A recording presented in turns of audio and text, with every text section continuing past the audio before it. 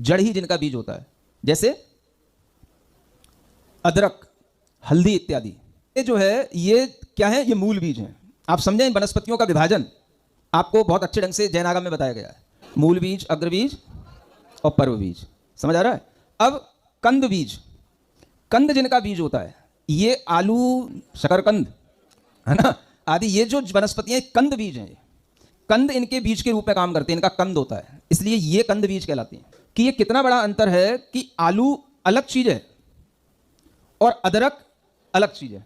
आलू का बीज क्या है? कंद है, इसलिए वो कंद बीज कहलाता है, वो कंद मूल है। अदरक का बीज उसकी जड़ है, इसलिए अदरक कंदमूल नहीं है, हल्दी कंदमूल नहीं है। ये कितना बड़ा अंतर है! ये अंतर से उस वनस्पति का अपना विभिन्न अंतर, उसकी अलग टाइप आपके समझ में आएगी। ये एक चीज नहीं है। जो आप बोलते हो आलू और प्याज तो नहीं खाते हो, अदरक और हल्दी क्यों खाते हो? समझ आ रहा है ना? तो कुछ भी क्वेश्चन करने से पहले ये तो हो सकता है कि आपको उसकी नॉलेज ना हो, लेकिन अगर आप सही ढंग से जानने की कोशिश करेंगे तो आपको इसके सही उत्तर भी मिलेंगे। इसीलिए आप आलू को सुखा के नहीं खा सकते, हल्दी को सुखा के खा सकते हो। क्या कहा? फिर कह रहा हूं, सुनो क्या बोल रहा हूं। आलू को सुखा करके आप यूज नहीं कर सकते हो, हल्दी को सुखा करके आप यूज कर सकते हो। आलू को सुखाने बैठोगे और सड़ जाएगा। चिप्स की बात नहीं कर रहा हूं, आलू मींस आलू की बात ही कर रहा हूं। हाँ, तो आलू को अगर आप सुखाओगे और फिर कहो कि सूखा होने के बाद में हम खा लें, वो खाने लायक ही नहीं रहेगा, सड़ जाएगा और ज्यादा जीवोत्पत्ति हो जाएगी उसमें। और इधर जब आप हल्दी को सुखाओगे, अदरक को सुखाओगे तो वो सूख जाएगी। अदरक सूखेगी तो और ज्यादा उसके अंदर एक पोटेंसी आ जाएगी, वो सौंठ बन जाएगी, वो और ज्यादा औषधि गुणवत्ता उसके अंदर आ जाएगी, वो आपके काम आएगी। ये अंतर है।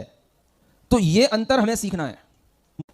अपने आप में इस तरीके के विज्ञान को आगे बढ़ाने वाले हमें जब तक वैज्ञानिक बच्चे नहीं मिलेंगे, तब तक मेरे इन प्रवचनों का कोई उपयोग नहीं है। मुझे यहां तुम लोग नहीं चाहिए जो चाय और कॉफी पी करके कुर्सियों पर बैठे बैठे कुर्सियां मंदिर की तोड़ते रहते हो। मुझे अच्छे बच्चे चाहिए, पढ़े लिखे लोग चाहिए जो मेरी बात को समझें और उसको आगे बढ़ाएं। समझ आ रहा? उस पर शोध करें, उस पर रिसर्च करें, इन चीजों को ध्यान में रख करके। तो मेरे अभी टच में ऐसे 2-4 साइंटिस्ट आए हैं, है ना? अगर नोएडा में 2-4 और मिल जाएंगे तो हमको सोचेंगे कि हाँ, यहां पर अगर ऐसी कोई पॉसिबिलिटी होगी तो कि भाई जगह अच्छी है, कुछ सोचा जाए। हाँ, केमिस्ट्री की प्रोफेसर है ये भी, केमिस्ट्री की है, इंजीनियरिंग की है। हाँ, तो उन यूथ को ये तो कभी सुनने को कम मिलेगा, है ना? वो यूथ आता है 12 बजे दर्शन करने के लिए, जब मैं बैठता हूँ सामायिक पर, है ना? या फिर शाम को ऑफिस से आएगा 8 बजे, जब भी बैठ जाता हूँ मैं सामायिक पर।